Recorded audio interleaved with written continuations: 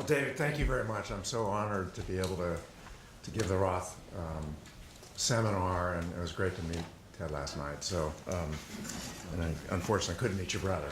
We love each other. Yeah, so it sounds like we share the bicycle passion.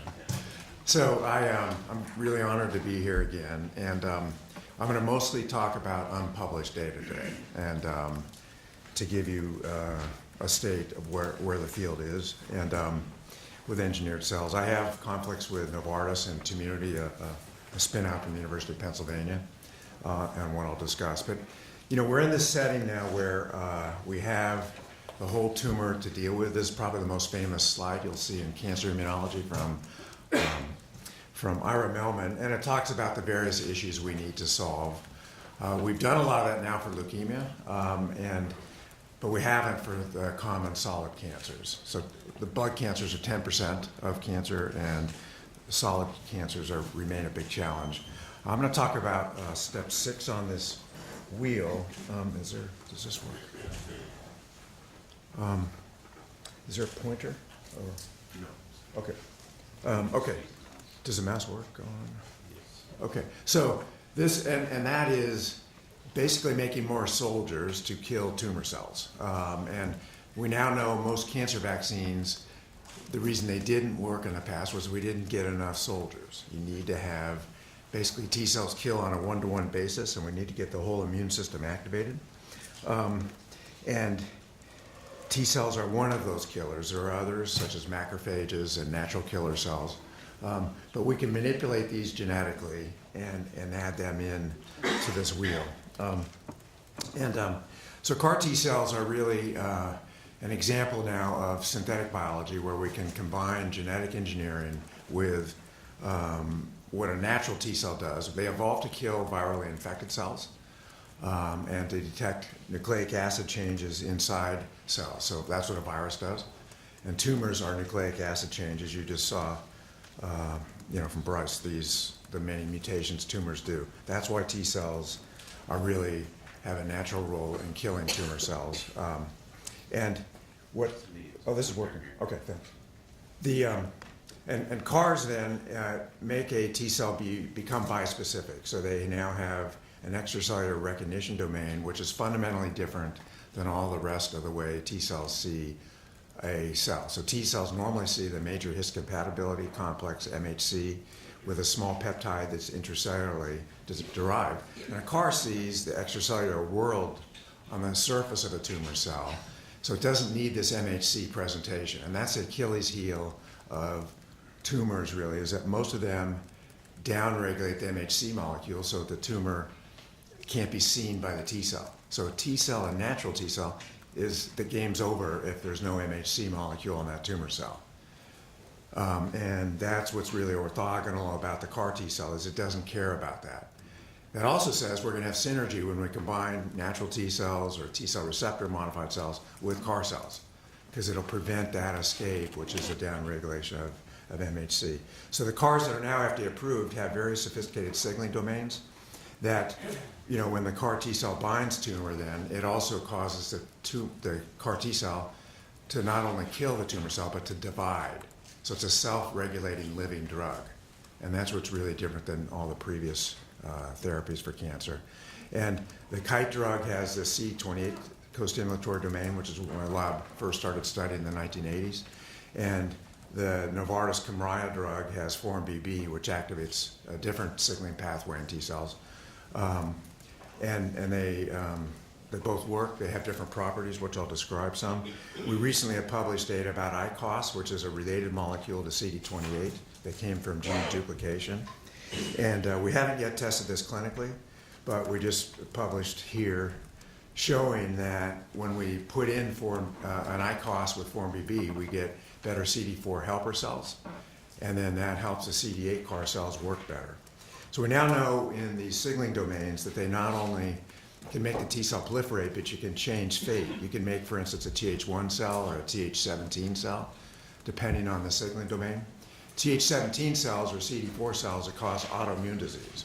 That's what breaks down your own tissue. And when we test them side by side in tumor models, they kill better than the other cells. And they may be more dangerous, so we'll have to learn how to regulate them. But now we can make more personalized cells depending on the tumor microenvironment, rather than just changing what the CAR T cell binds to. So we'll have cells that can be short-term cells or those that live there for the life of the patient on surveillance for recurrent T cells. So the signaling domain differs in lymphocyte subset. That was a new principle we just showed. A CD4 cell needs a different signaling domain than a CD8 cell. And we also showed in this paper in Immunity a few years ago that the signaling domain can reprogram the metabolism of the cell. It can change it whether it uses glycolysis and lives off sugar or mitochondrial metabolism and fatty acid oxidation. And that's a very important thing because memory cells use fatty acid oxidation, acute effector cells use sugar. And probably you want both. So, okay, we started giving this 4-1BB-based CD19 CAR developed in my lab in 2010 to patients with advanced and incurable chronic lymphocytic leukemia. We've now treated basically every B-cell malignancy. There's about 80,000 cases a year in the United States, but all with the same drug. They're the patient's own T cells over a 10-day period. We activate the cells, then introduce with an evolved vector the CAR T cell, the CAR molecule, and then the cells are frozen and infused. We initially started in adult tumors and then began in 2012 treating pediatric leukemia, and then that actually got first FDA approval for patients aged 3 to 25 this August. So that was a major hallmark because no one thought it would be possible really to commercialize a very complex product like that. So we've now had 7 years to look at these patients because we can follow their CAR T cells and what happens to the patient. And this is unpublished data, the first 2 patients we ever treated in 2010. And it's quite amazing. This is in red is a PCR assay for the number of CAR T cells. And in this patient, 10 days after we treated him, 80% of his circulating T cells were CAR T cells. And he had cytokine release syndrome, tumor lysis syndrome. And you can see out here now, 5-7 years later, he still has CAR cells, but they're 2 logs or 3 logs less than a peak. So they're now memory cells, and they still kill. That's what's amazing. And we know that because the patient has no B cells.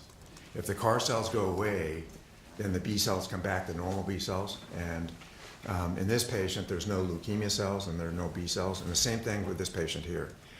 They both had a very high level of CAR cells. Then they go down when the targets go away, when the tumor's gone, and they've persisted. So it's a real first time we've had living drugs where a single infusion and they're lasting now in these first 2 patients 7 years. So we have seen this reproducibly in CLL, and we see it in ALL, acute lymphoblastic lymphoma. So this is a paper work that's in press. We've now been able to look at the patients with CLL. In that disease, when you just give the CAR alone, we had a 57% response rate. In ALL, it's 90% CRs. So the response rate in CLL is less, and we think it's for reasons that Tom Kipps has been studying for a long time, which is that the CLL itself is immunosuppressive, and it makes your T cells not work as well. It's not the tumor's more resistant, but the T cells have become exhausted. So we've looked now at the patients we treated and done transcriptomics, and the responding patients are very different than the non-responding patients.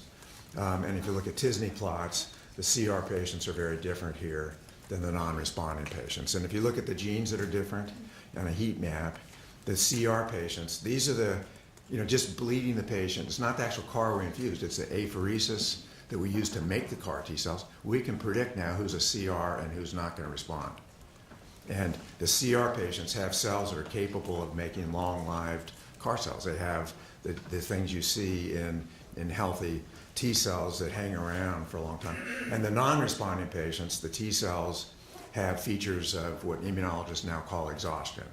And those are cells that are basically worn out. They've seen the antigen for a long time. If you have chronic hepatitis or HIV that's untreated, you'll get these cells. They get exhausted and they give up basically. They're not as good then to treat leukemia with.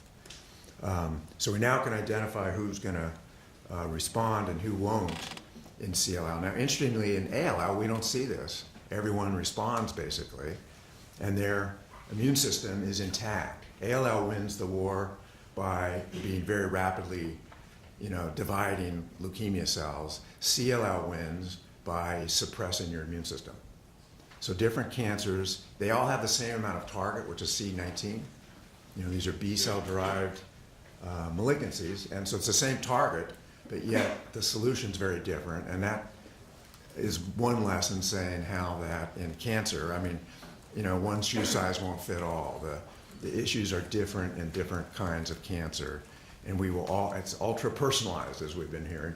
We need each patient to be deeply diagnosed, and that will tell us where the Achilles heel and synthetic lethalities are for different cancers. Okay, so now what happens if you take the CAR T cells we actually manufactured in those patients and you put them back into a mouse, a humanized mouse that has CLL?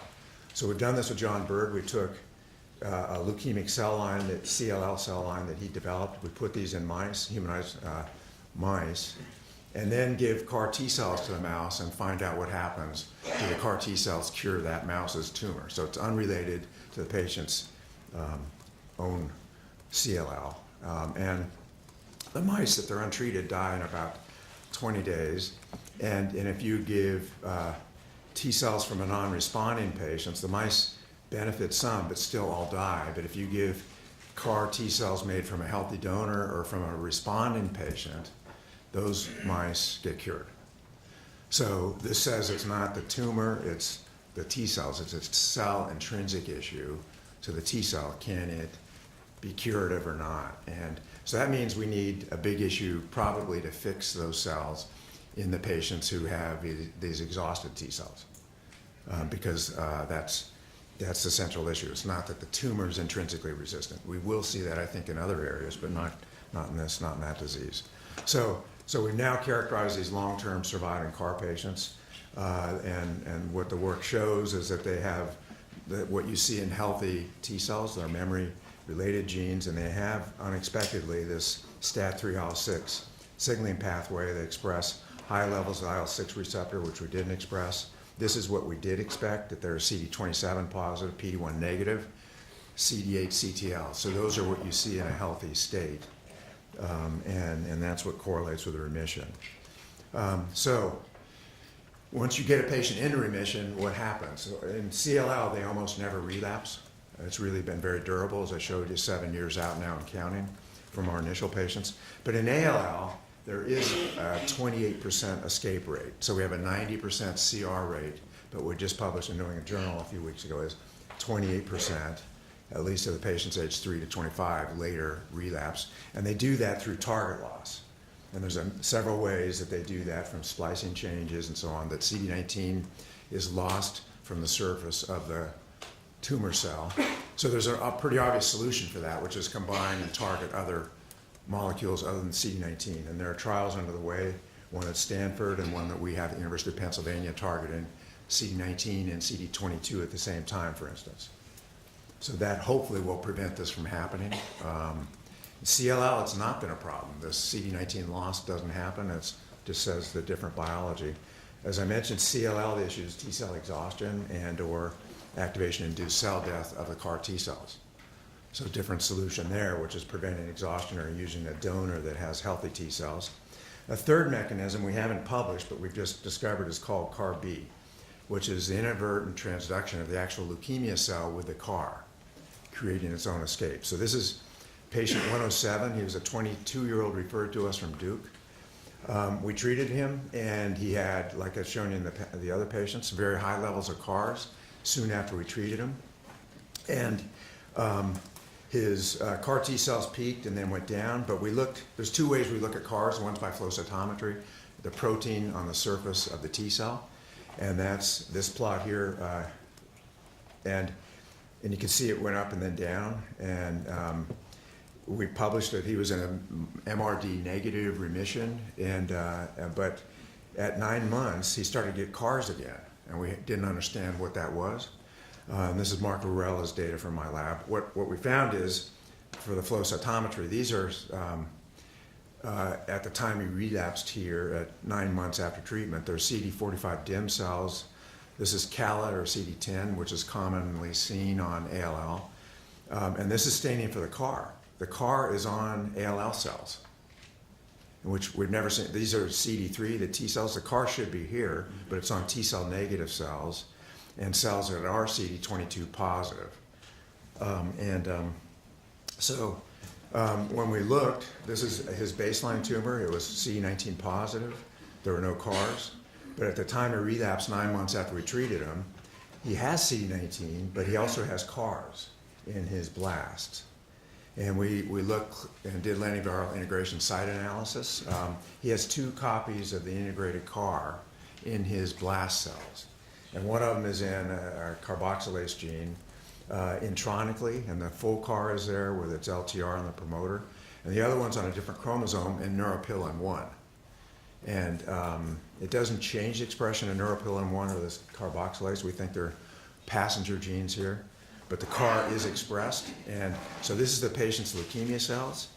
And it still has CD19, but it's now masked because the CAR binds to the CD19 on the surface of the cell. And then that means the CAR T cells that we had and that initially caused his leukemia to go away can no longer kill the cell. So it's an escape that it generates itself. And it's a very elegant solution for that leukemia cell. And we've seen this now in 2 patients out of 300. At the time we apheresed this patient, he was in flaming relapse. He had 80% of his circulating cells were leukemia cells. All of the tumor cells in there were killed except one. And that one cell became CD19 negative.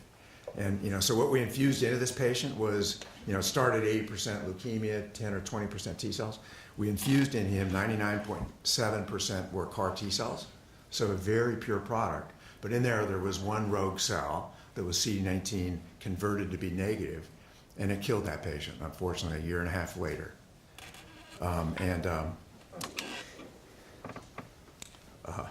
It's also is the first real proof of the tumor stem cell hypothesis. We could show at the time he died, every single cell had the CAR in it. They were all descendants of one cell. So one cell is enough to, unfortunately, kill you, and we need sterile remissions is what that says. So they all were progeny of that one cell that was genetically modified. So now I'm going back to... Specifically taking out the CAR cell? Pardon? Do you have a means of specifically targeting your CARs and taking them out? Yeah, so, we can kill CAR T cells, but in this case, yeah, he went on, we tried a CD22 CAR, but it wasn't in time. So, now I think if we had a combined CD19 and 22 at the same time, that cell would have been gone because it did express CD22, and it wasn't resistant to being killed by T cells. Unfortunately, it was just, it had target loss masked by that CAR cell. So it's rare, but what it says is we need improvements in cell manufacturing sciences, to increase the purity and to get rid of any residual contaminating tumor cells. So I'm going back now to our initial CLL patients. I showed you the detailed 7-year follow-up with these 2 patients. There were 14 patients on that phase 1 trial. And when we plotted the pharmacokinetics of the CARs in their blood, so that's a log scale, and you array them CRs to non-responding patients, you see a major difference. There's orders of magnitude difference in the proliferation and engraftment of the CAR cells in the complete responding patients compared to these non-responders. So this, and I mentioned in CLL, it's T cell exhaustion. They go in, but they can't proliferate, and that's unfortunately why these people are non-responders. We've now studied these all in great detail, the initial CR patients, and I'm going to tell you about patient 10, who had a delayed complete response compared to this patient, who had early CAR T cell proliferation. This one, they're late. And so he was a 77-year-old man with CLL, and he had a very delayed tumor lysis syndrome. We initially treated him, and he had cytokine release syndrome right away. We treated him with tocilizumab, the anti-IL-6, and nothing happened. He still had circulating leukemia, which is showing here, many blasts. That's 10,000 blast cells per microliter in his blood. So and his bone marrow is packed with leukemia. So we then infused him again, because we had 2 products frozen from his manufacturing, and this time, we didn't treat him tocilizumab, and he had a complete response. The leukemia cells went away, and he's now 5 years out without any leukemia. He had cytokine release syndrome, but it was very delayed. This is his interferon gamma and GCSF and IL-6 levels. So delayed cytokine release syndrome, but now a long-term response. And he had probably 5 pounds of tumor we could calculate by at the time we treated him, including both abdominal and thoracic mediastinal masses, in addition to a packed bone marrow and splenomegaly. And it all went away with delayed CRS. And we looked at what happened. So, initially we could, infuse the CARs in him, the same dose the others got, which was 10 to the 8th per meter squared. And initially they were polyclonal, so if you would sort the CAR T cells, which we did a month after we treated them, after infusion 2, all the T cell receptor V beta family members were there. But at the time of his cytokine release syndrome, they're not. They're clonal. There's only one TCR, and it was a V beta 5.1. And we could show that by staining the anti-idiotype that they're all V beta 5.1. They were CD8 cells. At the time we infused him, there were over 1,000 different integrations in both CD4 cells and CD8 cells. But at the time of tumor lysis syndrome, they're not. They're all in, there's only one integration, and it's in the gene TET2, which was a major surprise. And so we found in him, unlike the other patient, this is in his T cell, and there's a loss of function induced by the CAR, which integrated intronically in between exons 9 and 10 of TET2. And when that happened, it created 3 different chimeric splice RNA transcripts, which all made downstream loss early stop codons. So TET2 there's a lot of work done here in La Jolla on this gene. Amgen Rao has been a leader in this. What TET2 has is several functions, but the main one is a dioxinase, which uses 2-hydroxyglutarate and iron to take DNA methyl cytosine and turn it to hydroxymethylcytosine and further oxidize it. And so that was disrupted in this patient's T cells. And it turns out he had another allele which he inherited, which was defective. So a single integration basically made him, instead of a compound heterozygote, completely deficient in TET2. So TET2 is, interestingly, it's found in mutated in human T cell leukemias, but it's also been shown to increase stem cellness. So it makes stem cells proliferate more and differentiate less. But by itself, it's not sufficient for transformation. There's now this clinical issue of so-called CHIP, which is clonal hematopoiesis in healthy people. So people over age 70, 5 or 10% have only one stem cell that's giving rise to all of their blood. And the most frequent mutation to get that is TET2. We had that patient come back. He fortunately donated blood more than 4 years after we treated him now. And he still has now, it's instead of the major frequency in blood, 0.1% of all of his peripheral blood T cells are CAR cells and have this TET2 mutation, and they're all CD8 cells, and they look like stem memory cells from an immunologic perspective. And what we've done here is compare epigenetically the first 2 patients that I showed you data from 7 years after treated to this patient 10. And they both at peak CAR T cell levels had many copies of the CARs, so they're way over 10% of all their T cells were CAR T cells.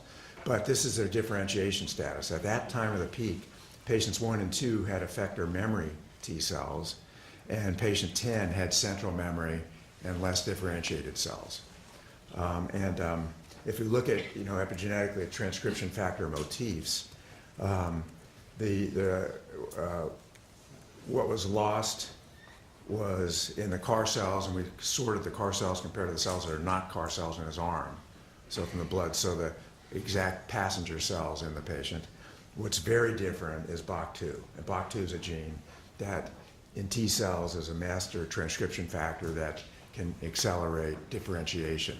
So that was shut down, and we looked by gene ontogeny, at the ATAC-seq peaks, and the things that are very different are things like cell cycle proliferation, differentiating, and so on, T cell receptor signaling, and interestingly, this is ATAC-seq and the interferon gamma locus. The CAR positive cells compared to the CAR negative cells the interferon gamma locus appears to be shut down. And what we see is interferon gamma normally is the more differentiated you get, which means you have less clonal progeny. It restrains that. And so we've now been able to phenocopy this in healthy donor cells. We took healthy donor cells and used shRNA or CRISPR to knock down TET2, and even a 50% knockdown of TET2, if you stimulate CAR T cells with CD19 positive blasts, they divide, and whether or not they have scrambled RNA or TET2, they divide the same initially, say here for the first 12 days. But after the third stimulation, all of a sudden the TET2 cells take off. So this is what we've seen in this patient. The cells that were TET2 deficient out-proliferated the rest of the cells in him that didn't have that integration site. So we think this may be possible. We don't know if it's safe in all patients, but we may be able to repair T cells in the patients who have exhausted cells and give them more mileage per cell. It also says something, because people often ask, well, what's the dose of CAR T cells you need to give? And in this patient, the answer is 1. 1 T cell, if it's a supercell, is enough to eradicate 5 pounds of tumor. It takes about 42 to the 40th is what the math is. That's the amount of population doublings you need. And you can do what happened in this patient. So we have genetic proof of that, I think, because we could follow the fate of these cells. So can the lowest dose be a single cell? If so, the cost of these therapies will go down, by orders of magnitude. Right now, we give, 100,000 times more than this, and the manufacturing cost, the cost of goods, are what is holding back the field. So we need self-replicating cells that are efficient. Whether TET2 is safe or not, I don't know. It's safe in 1 patient. Okay, now what I'll do is finish with issues in solid tumors, because that's the 90% of patients. And we haven't seen major, success yet in this, and no one has in the field, whereas many people have now replicated that in blood cancers, engineered T cells are effective. And I'm going to show some work from Avery Posey, a postdoc in my lab, and we've looked now at several cancers with solid tumors, antigens, and I'll discuss brain cancer and prostate cancer. But the targets are, there for solid tumors, and in the case of one is using T cell receptor targets, and there's a lot of enthusiasm now of sequencing the tumors and then making T cells that see the non-synonymous variations, which are tumor-specific mutated antigens. They're only a tumor and nowhere else in the body. So that's one approach. Unfortunately, if you don't have a lot of mutations, then you're less likely to have those targets. But some tumors have, thousands and thousands of mutations, and so there are many T cells now that can target those. Then there's also hope for so-called shared antigens, of which probably the farthest along are cancer testis antigens, which normally are not expressed in adulthood, but tumors re-express them. Adaptimmune with GlaxoSmithKline has registration trial in place targeting the New York ESO1 cancer testis antigen for synovial cell sarcoma, and I'll tell you about a trial that we have targeting that. So these are HLA restricted targets and require that the tumor express HLA. The CAR targets are several that can be seen on solid tumors, and I'll talk about EGFR variant 3 and glycans. So Laura Johnson did this work in our group looking at glioblastoma, and EGFR is overexpressed on most glioblastomas, and then but in about 35% of patients, there's a splice variant where exons 2 to 6 are spliced out and a new glycine is inserted. You can make an antibody and then thus a CAR that binds this, and it doesn't bind the wild type EGFR. So it's a tumor-specific mutation created by the splicing change in glioblastoma. And when this happens, it becomes ligand independent. It gives an advantage to the tumor cell. The problem is that it's subclonal. It's not the founder mutation in the tumor cell. So we know at baseline that some of the cells don't have this splice variant. Unlike, say, leukemia, where basically, all CLL cells have CD19. So if you get rid of CD19, the leukemia, unless it escapes, is gone, but not, we don't expect that here without spreading out to other kinds of targets. So with Novartis, we made a CAR that targets EGFR-V3, and we mutagenized and humanized a murine hybridoma called 3C10, and have now the humanized, it's called 2173, that's in our CAR, has the same signaling domains as our CD19 CAR, and it has a KD of 101 nanomolar, and compared to, this is its KD on wild-type EGFR. So we tested, would that work, and would it have toxicity or not, and would it have specific activity in a phase 1 trial. In mice, we had to do this experiment. We put in human foreskin grafted on the flank of a mouse. So that has lots of wild-type EGFR, and on the other side of the mouse, we put a tumor, a glioblastoma tumor, that has the splice variant. And then gave either cetuximab, which binds wild-type EGFR, as a CAR, or we gave a CAR that has our EGFR-V3 specific antibody. And this is, what happened is, you can see these are T cells stained by immunohistochemistry. Those skin grafts died if they got cetuximab, and the skin grafts remained healthy if they got the EGFR-V3 CAR. So that was our data we had going into a trial, that we had a selective CAR that wouldn't cause real toxicity. Because a CAR targeting wild-type EGFR would probably be lethal with skin toxicity and colitis and so on. So this was our preclinical tox data. So the actual trial was conducted by Don O'Rourke, a neurosurgeon at Penn, and on our initial pilot study. And this is patients with multiple relapsed and multifocal GBMs.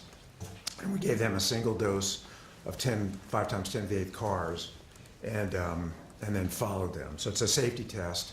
One specific aspect of glioblastoma is many patients are on high-dose corticosteroids, because it decreases swelling in the brain. And that then is, so the patients, when we apheresis them and try to manufacture CARs, that's a very different setting than in leukemia, when in general they're not on immunosuppression like that. So these are the 10 patients that we did. We made the dose in all the patients, and some of them had surgery after the CAR T-cell infusion. We were able to then test for, did the CAR T-cells traffic to the tumor? And these patients had surgery within a week to 2 weeks after treatment, and some of them had no surgery. So all we could do is judge safety in those patients and not find out if there was any hitting of the target by the CAR T-cells. And then some patients had surgery 2 or 3 months later. So these are the patients here that had surgery, and we looked here at the ratio of the CAR T-cells in the resected specimen compared to the blood pool. And in some cases, the ratio was, there was basically nothing in the tumor, no CAR T-cells. And in others, there's quite nice enrichment, suggesting trafficking to where the antigen is, which is only in the brain. And we could look at, by next generation sequencing, the target EGFR-V3. And in some patients, it didn't change, like patient 207. But in others, basically, it's gone. So that means that's immunoediting. The tumor now no longer has the target. And that's really a nice mechanism of action to say that a CAR T-cell given by intravenous infusion was able to find its target in the brain. There's always these issues, would the blood-brain barrier prevent that or not, or would we have to give these by direct intratumoral injection? So at least some cells can get in and target in these patients. And this is now looking at the wild-type EGFR, and that did not go to 0. So that, that says that our CAR wasn't seeing the wild-type receptor. And but unfortunately, the sobering aspect of this is we have 2 patients with these biopsies that look like this, where they had a cold tumor initially, no T cells in the baseline biopsy, but afterwards, lots of T cells.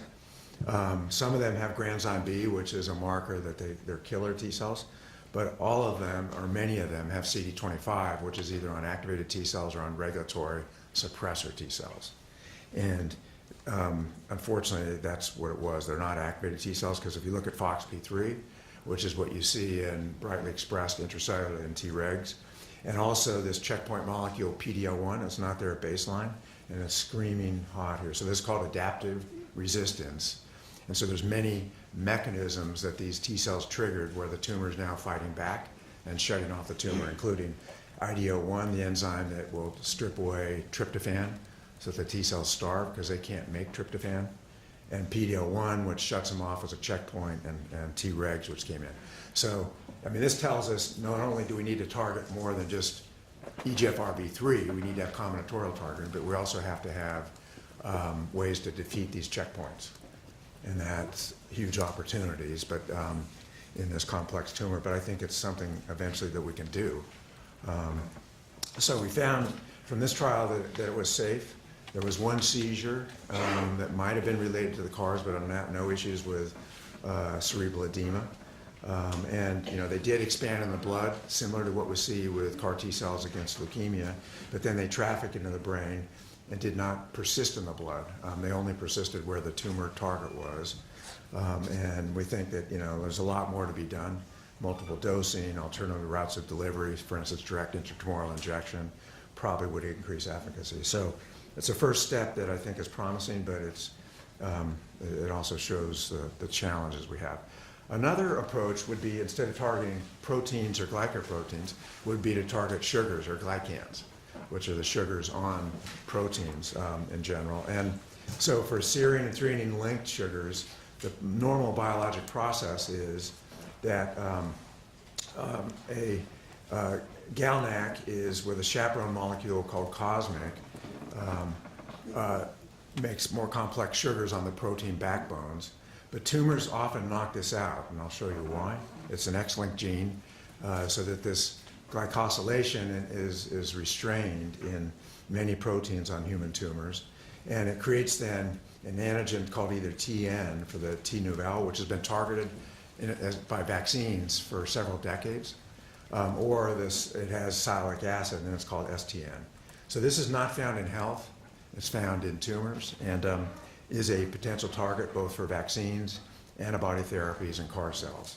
So why does a tumor do that? And there's a beautiful paper in PNAS where they made isogenic keratinocytes, either had wild-type cosmic or knocked out cosmic, and they looked at the expression then of TN or the sial-TN. It's not on wild-type keratinocytes, but it is on where they knocked it out in these two different cell lines they got. And then conversely, if you look at the long sugar, which is called T or ST, that's on the healthy keratinocytes, but not on the ones with it knocked out. So it's a flip back and forth. And then what happens is these cells get increased invasion if you've knocked out cosmic. So for unknown reasons, at least unknown to me, the tumor cell benefits by having short glycans. There's more NF-kappa B signaling, is one thing that's been shown. And so this is really what we see. You can have a tumor which can have, say, in this case, mucin 1 or MUC1. In a healthy cell, it'll have very long serine and threonine glycosylations. And if it's tumor-associated mucin or MUC1, they're short, and potentially they could be a tumor-specific target if you have an antibody that sees these carbohydrates and not these. And fortunately, we started collaborating with a carbohydrate chemist in Copenhagen, Henrik Clausen, who made an antibody called 5E5, which binds the hypoglycosylated form, but not the wild type. And these are tumor TMAs microarrays that Avery made, and it's on basically all tumors, this glycan, and not on healthy tissues from the say if you look at healthy breast tissue, you won't see it, but it's very much there on these. And it looks like it's in even cells with low mutational burden. This occurs, and there's probably different mechanisms. There's both loss of cosmic function, and there's probably epigenetic means that this happens, but it happens in 90% of pancreatic cancer, so that's an intriguing target there. And it's also in blood cancers. I can't show you well because my eyes aren't so good on the colors, but this is normal kidney, and then in a breast cancer, and looking at the TN MUC1, which is in green, and then EpCAM, which is also on tumor cells or kidney cells. And what it shows is that the MUC1 that's on healthy tissues, it is there, but it's all in the Golgi. And in tumor cells, it's on the surface. So in normal cells, it's in the Golgi, and then it gets fully glycosylated and never gets to the surface. But unfortunately, fortunately in tumor cells, It's on the surface, and we haven't been able to see it on healthy tissue. So we made a CAR from that 5E5 antibody that Avery did, and has the same signaling domains as the CD19 CAR. It gets specifically, if you immobilize this glycan on plastic, it specifically stimulates the CAR cells and not a CD19 CAR cell to make cytokines. And we looked at a variety of different tumors and primary tumors, healthy cells like pulmonary artery endothelial cells, and we don't find that those cells trigger. So there's, at least at the level of detection that the CAR T cell sees, there's no triggering of this 5E5 based STN CAR. Now, what we use for testing T cells, and most people have used, is a JERCAT T cell leukemia line, which has a P10 loss variant. We found out that it has very high levels of the TN antigen. And it turns out, Avery found that there's a mutation in cosmic in JERCAT that leads to that, loss of the T synthase activity. And so Avery was able to test, could these CARs then eliminate the T cell leukemia. The control was either CD19 CARs or untransduced T cells, and the mice die. This is bioluminescence of the tumor burden. And the CAR in JERCAT, the TN specific CAR, eradicates the tumor in these mice. And then this shows persistence of the CAR T cells, but not if they have a CD19 CAR, which would be on a B cell tumor, not the T cell. And the mice survive in a dose-dependent way, 5 or 10 million cells here, compared to a CD19 CAR, which doesn't treat them. Okay, so that's a blood tumor, and that's great. We think it will work against myeloma, because myeloma also has that. And this is a pancreatic cancer, and this is a pancreatic cancer from ATCC. Looking here at it, it was intraperitoneally administered to NSG mice. And, so this shows baseline, the mice had peritoneal carcinomatosis from pancreatic cancer. And 3 weeks after we gave the CAR, they don't. And there's, cures these mice of a very advanced pancreatic cancer. So it works in solid and liquid tumors, whether it's a universal CAR or not, we don't know, but it's on multiple histotypes, including data we've done in neurospheres with glioblastoma. So will it be toxic? We won't know really until we do the human trial later this year. But we have now human MUC1 transgenic mice, and Avery has tested toxicity, giving an antibody or a CAR really that targets either normal MUC1 or TN MUC. And then 3 days later, down necropsy, and we've looked at various tissues. And if they get the TN, this is kidney, there's healthy glomeruli, and they're fine. But if we gave a CAR against MUC1, the kidneys are very sick and the glomeruli are destroyed. So that will be a trial we're going to start later this year as a safety, looking at MUC1 positive tumors. We also have a trial underway in prostate cancer, and targeting a surface enzyme called PSMA, prostate-specific membrane antigen, which works in glutamate and folate metabolism. So it's expressed on almost all prostate cancer, and more advanced prostate, the brighter it gets. And also is true that in prostate cancer and other cancers, they express lots of transforming growth factor beta, TGF-beta, both on the tumor cells and the stroma. And that amount of that is related inversely to prognosis. So the more TGF-beta, the worse the prognosis for that patient. And these tumors then means that TGF-beta is immunosuppressive and it helps tumor cells grow. So a lot of data about that. So we made a CAR T cell, and this is Chris Kloss's work in my lab, supported by the Prostate Cancer Foundation. So this is a CAR that binds TGF-beta, and then, it binds PSMA, and it has a dominant negative receptor for TGF-beta, so that the CAR T cell doesn't signal when it binds TGF-beta, but it can also act as a sink then and sop up TGF-beta that's in the tumor microenvironment. It doesn't change how the CAR T cell, so this is the PSMA specific CAR T cell. It targets a tumor cell expressing PSMA with various E to T ratios, but it doesn't make it better if it has knocked out TGF-beta as far as cytotoxicity. But if we look at growth and resistance to exhaustion, TGF-beta dominant negative CAR wins. So what Chris did here was activate and add irradiated cancer cells to CAR T cells, and that either had just PSMA, which is a green line, or PSMA and the dominant negative receptor. These cells keep growing and these cells stop growing.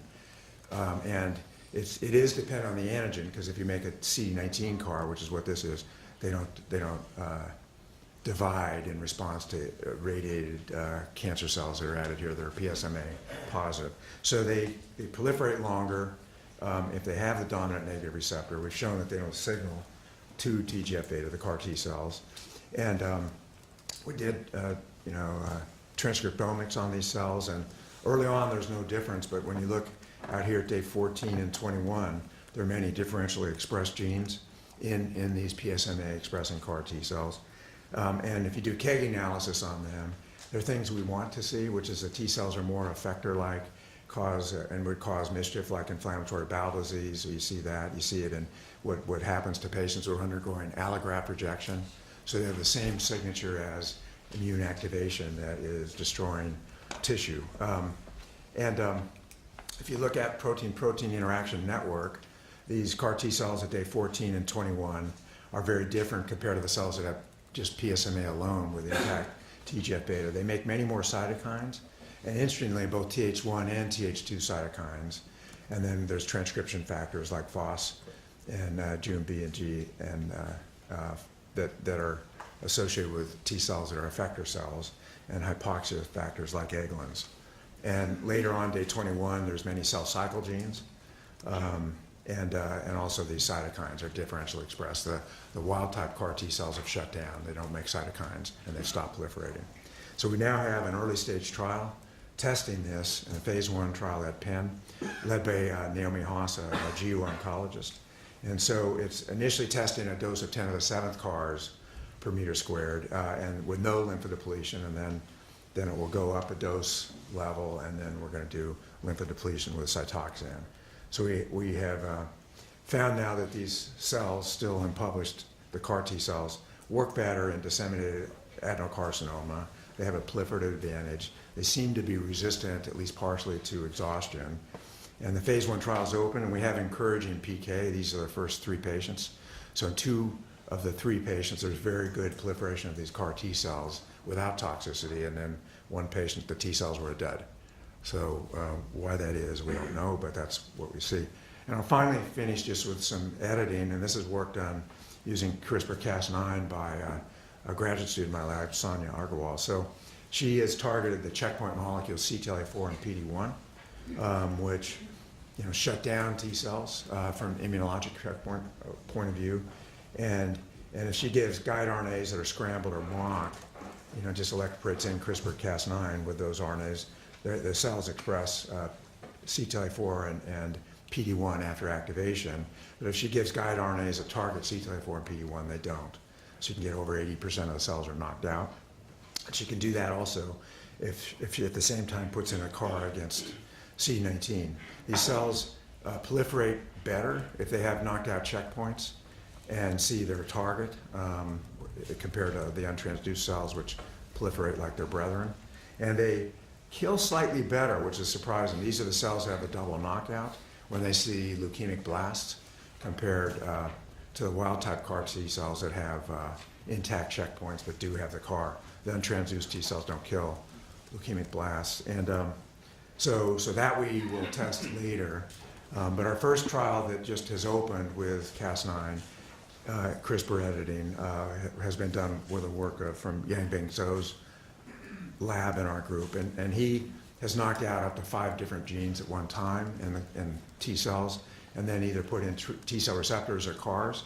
This is an example that I first did with CTLA-4 and PD-1, and I showed you where Sonia's taking that now with a CAR.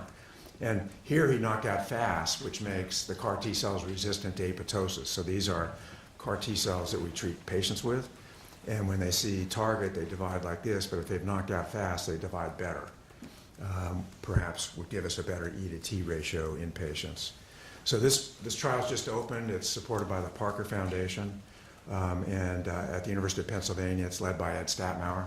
The clinicaltrials.gov, you can find out details about it, but it's a basket trial for New York ESO1 positive tumors that are HLA-A2 positive patients. So it's a A2 restricted TCR that we previously used in myeloma. And the long-term goal is to make checkpoint resistant T cells, and deleting the endogenous T cell receptor we think should decrease the risk of autoimmunity. And then the major aspect of this is it's the first trial in the US with CRISPR technology that's been opened, and we want to find out the risk of off-target effects with this multiplexing editing. And the actual trial design is a single infusion of the CRISPR T cells with, and it's in a basket design that whether they get conditioning therapy and so on depends on what kind of tumor the patient had, for instance, myeloma versus melanoma, and so on. And you can find out details of this study here.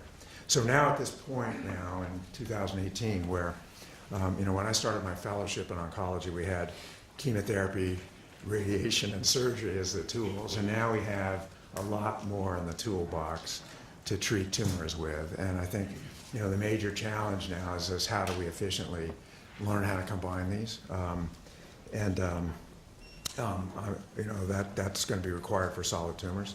These are the people in my lab that have done all the work that I've shown you. We have a lot of really talented postdocs and graduate students, and these are the people that I try to point out their work. So Bruce Levine has worked with me since 1992 on all the manufacturing for these trials, and I'd like to thank you for your attention.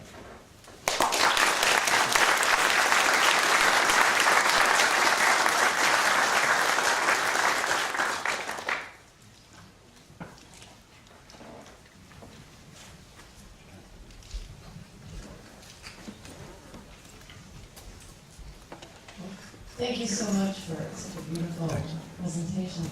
I work in the field of macrophage-mediated immune suppression, and as you know, there are a number of drugs being developed to target macrophages because they play a major role in suppressing T cell function. Have you begun to try to add one of the macrophage inhibitors to your CAR T cell therapy? Yeah. So, it's both. Macrophages, the tumor-associated and myeloid lineages, the complexity of this, but they have a major effect, especially in solid tumors. There's lots of data on that, as you know. So I think in part when we give chemotherapy, we do get transient ablation of those, of MDSCs, if you call them those. And so part of what the effect we get when we get conditioning chemotherapy and so on is removing, or at least transiently, those cells. And so we need, things like MCSF receptor, and all that, would those work? And I'm hoping that we can eventually do those studies, with directly targeting myeloid suppressor cells, and could we even use ADCs or, CAR T cells or whatever. So both targeted small molecules, I think, have huge promise, as well as other ways need to be done to really reprogram that tumor microenvironment.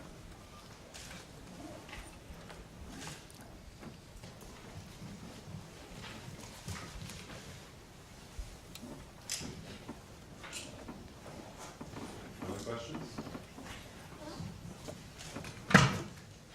Okay, thank you.